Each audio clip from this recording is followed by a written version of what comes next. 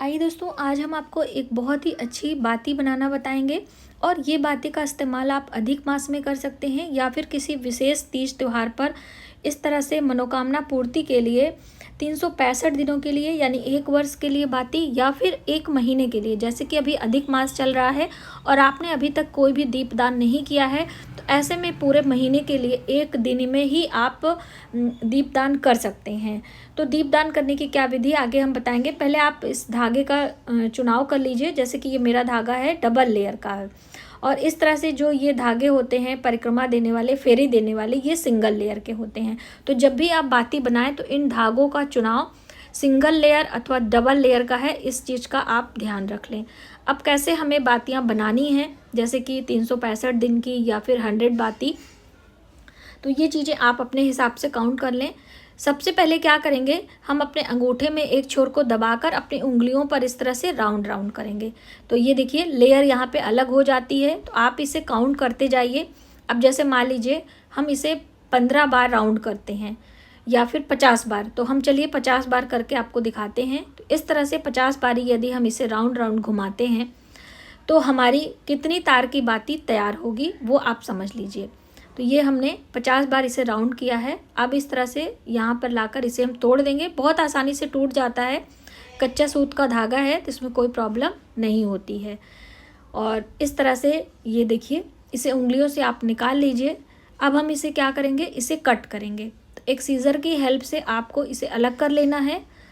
ऊपर के भाग को यहाँ पर हम इसे कट करेंगे और इधर से भी, नीचे से भी आपको कट मारना है। एक धागा आपका आधा ही रहता है, इस बात का आप ध्यान रखेंगे।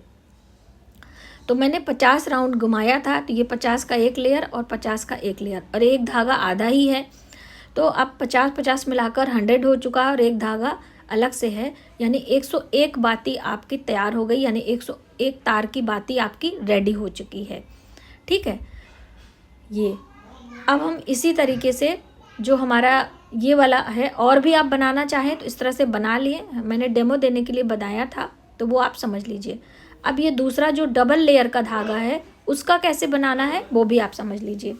इसे भी सेम प्रोसेस फॉलो करेंगे। अंगूठे में हम इसे एक लेयर यानी पहला वाला छोर हम दबाकर इस तरह से राउंड राउंड घुमाएंगे। इसे भी हमने 50 बार फटाफट से घुमा लेना है। आप 100 भी घुमा सकते हो।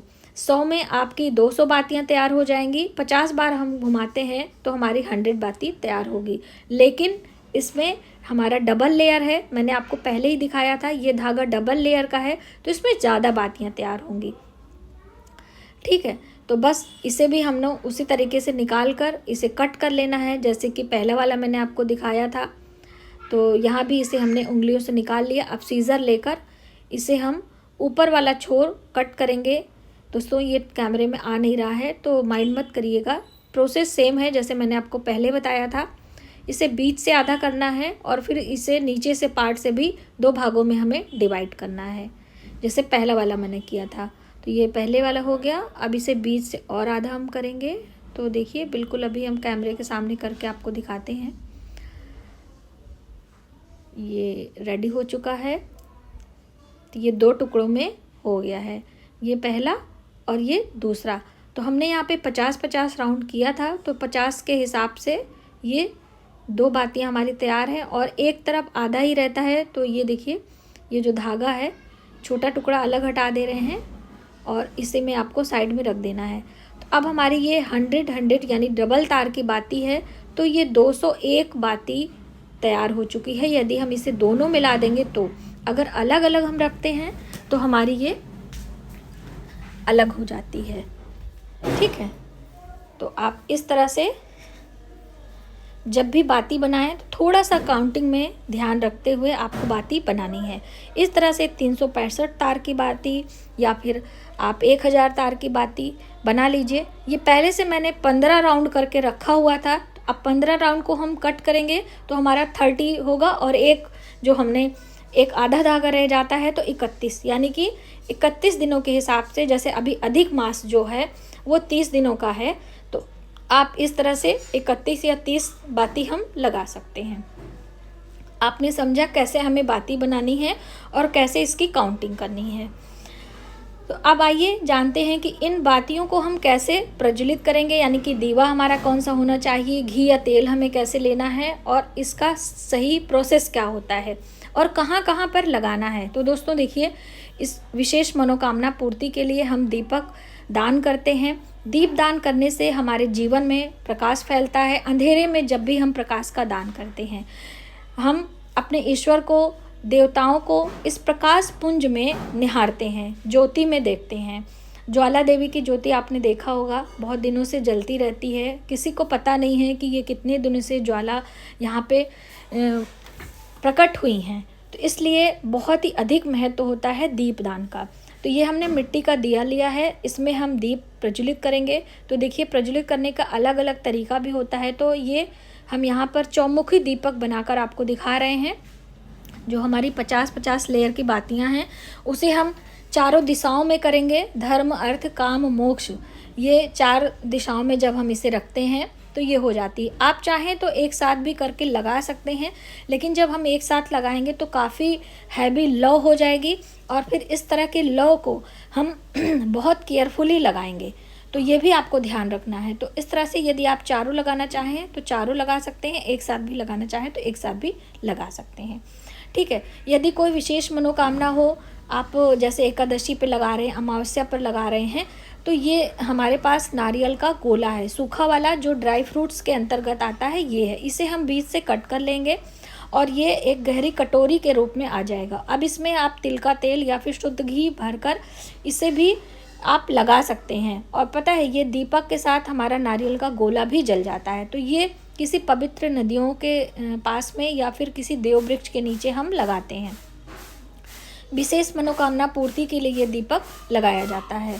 तो आपको जैसे भी लगाना हो, आप पहले से चुनाव कर लें और उसके बाद लगाएं। लेकिन दीपक लगाने के भी कुछ अपने नियम होते हैं, तो उन नियमों को भी हमें फॉलो करना होता है। तो देखिए, अब हम आसन देंगे। जैसे कि बिना आसन के हमारा दीपक अच्छे तरीके से हो नहीं पाता है।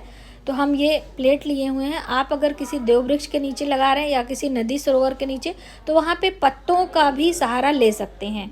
तो आप कोई भी चीज़ ले रहे हैं तो आप शुभ चिन्ह ज़रूर बनाएं। तो शुभ चिन्ह में हमारा स्वस्तिक का चिन्ह होता है, तो हम शुभ चिन्ह यहाँ पर बनाएंगे। तो हमने यहाँ पे 3 डॉट लगाए हैं और इन 3 डॉट को इधर उधर बढ़ाकर एक स्वस्तिक का रूप हम देना चाहेंगे। इससे क्या होता है कि बीच में कट का निशान नहीं लगता है, क्योंकि बीच में पहले से डॉट है।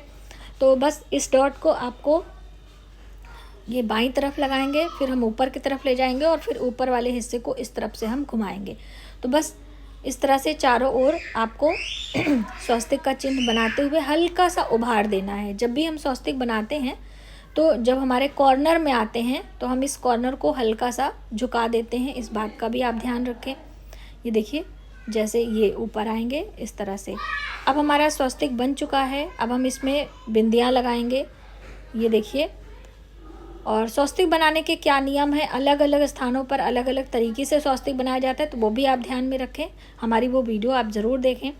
अब इसका हम पूजन करेंगे, यानी अक्षत चढ़ाएंगे और थोड़े से पुष्प, और उसके ऊपर हम ये दीप रखेंगे। तो दीप में आप बाती अपना सेलेक्ट कर लीजिए, कितने तार की बाती आपको लगानी है, और तरीका सेम होगा।